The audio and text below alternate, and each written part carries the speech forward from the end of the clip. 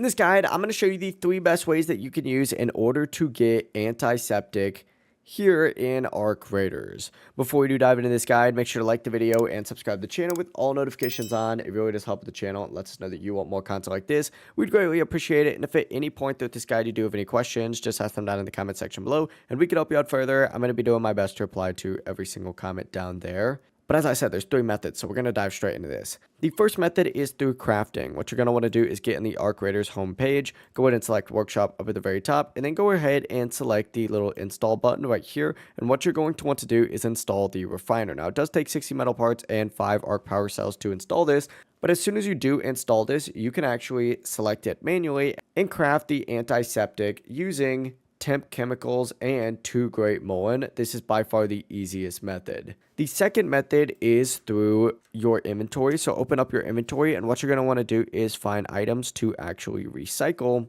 like bandages and whatnot. Recycling these can give you antiseptic along with fabric, for example, but the keyword here is can. So there's that chance that you don't get them. Just keep that in mind. Now, the third method is going to be via looting. Go ahead and open up your map by selecting plate. And what you're going to want to do is essentially just go ahead and open up a page by selecting inspect. And what you're going to want to do is look for specific areas on the section that have like this little like cross icon through it, or this like little plus icon. These are going to be medical areas, and they have a higher chance of containing antiseptic. Now, you may also find some randomly scattered throughout the map, but any area with a specific like medical symbol is going to have a higher chance of giving you what you need. It really is as simple as that. If at any point throughout this guide you did have any questions, just ask them down in the comment section below and we can help you out further. I'm going to be doing my best to reply to every single comment down there. Before you do leave this guide though, make sure to like the video and subscribe to the channel with all notifications on. It really does help the channel and lets us know that you want more content like this.